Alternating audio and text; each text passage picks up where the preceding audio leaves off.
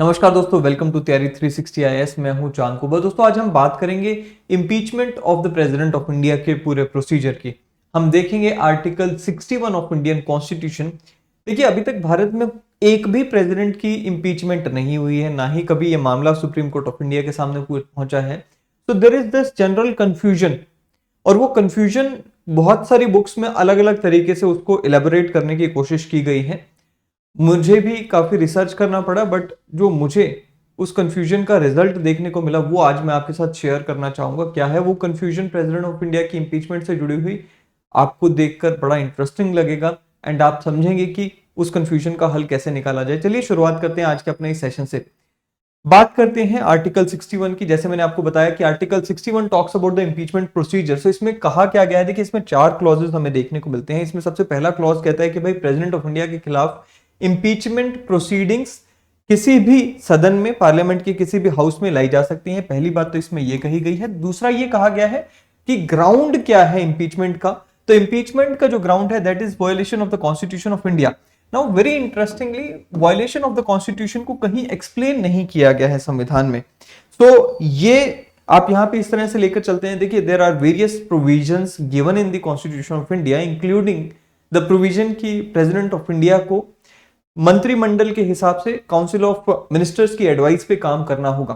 So we can just assume कि अगर president of India council of ministers की advice पे काम करने से मना करते हैं, it will be presumed to be what? It will be presumed to B violation of constitution of India. Now अब बात करते हैं क्लॉज 2 की। क्लॉज 2 में बताया गया है कि भाई violation of constitution of India के लिए जब इंपीचमेंट प्रोसीडिंग्स को शुरू किया जाएगा, उन इंपीचमेंट प्रोसीडिंग्स को कैसे शुरू किया जाएगा, उसको शुरू करने के लिए क्या प्रीरिक्विजिट है। क्या कहता है?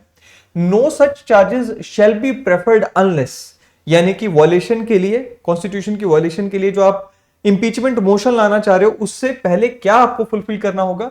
The proposal to prefer such charges is contained in a resolution which has been moved after at least 14 days notice in writing, signed by not less than 1/4 of the total members of the house, has been given of their intention to move the resolution। सवाल यही है, confusion सारी यही है कि भाई ये notice पहले देना है या रेजोल्यूशन पहले लेकर आना है, कि क्या करना है। एंड अगर नोटिस पहले देना है, किसको देना है? अब देखिए, there is this whole procedure, Lok Sabha transaction rules हैं।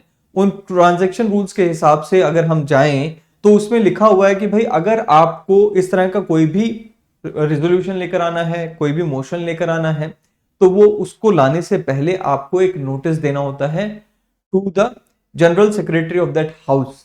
अब secretary general of that house को आप नोटिस, मैं उसी लाइंस पे इसको लेकर चलूंगा कि जब भी आपको कोई इस तरह का इंपीचमेंट मोशन लेकर आना है, उस मोशन को लाने से पहले 14 डेज पहले आपको एक नोटिस देना होगा to the secretary general of the house, जिसमें आप अपनी इंटेंशन को व्यक्त करते हैं कि हम प्रेसिडेंट ऑफ इंडिया के खिलाफ इस तरह का एक इंपीचमेंट मोशन लाना चाहते हैं।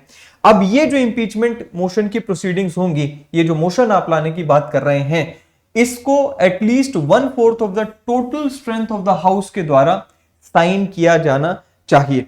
अब दूसरा इसमें जो बात बताई गई है कि जब ये रेजोल्यूशन या ये जो मोशन टू द रेजोल्यूशन लाया जाता है, ये उस सदन में कैसे पास होगा? स्पेशल मेजोरिटी के द्वारा पास होगा। स्पेशल मेजोरिटी की रिक्वायरमेंट क्या है? तो 2/3 of the, not less than 2/3 of the total membership of the house. This is the requirement of the special majority required to pass the impeachment motion of the president of India. अब इसके आगे बढ़ते हैं और बात करते हैं clause 3 की। कहते जी, अगर एक बार एक हाउस में इंपीचमेंट मोशन पास हो जाता है, उसके बाद यही मोशन दूसरे हाउस में चला जाएगा।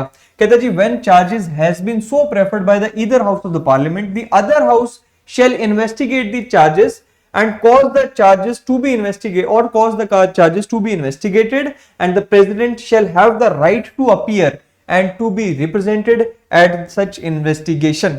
अब देखिए, पहले सदन में जब इंपीचमेंट मोशन पास हो जाता है, सेकंड में जाता है, सेकंड में इन्वेस्टिगेशन होती है।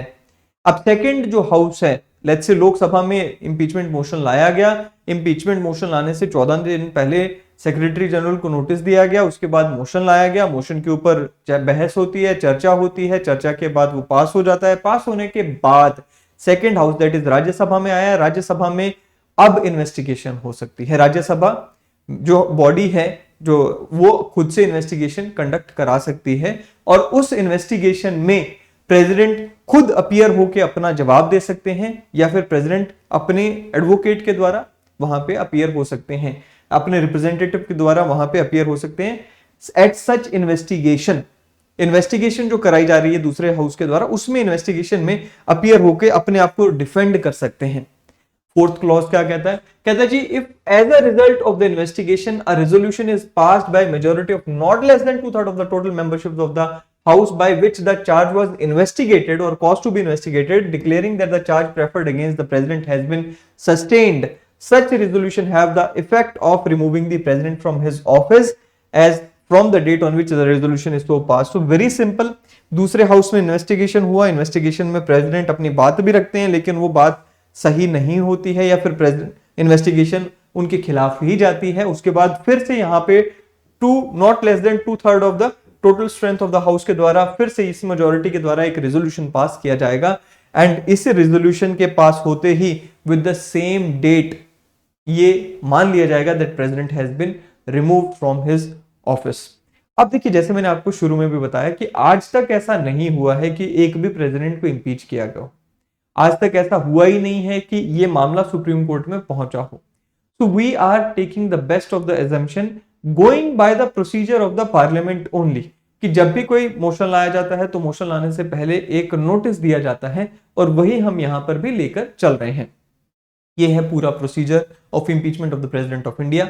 आपको वीडियो पसंद आए तो लाइक एंड शेयर करना ना भूलें, तैयारी 360 को सब्सक्राइब करना ना भूलें। अगले सेशन में फिर मुलाकात होगी। Till then thank you, have a great day ahead.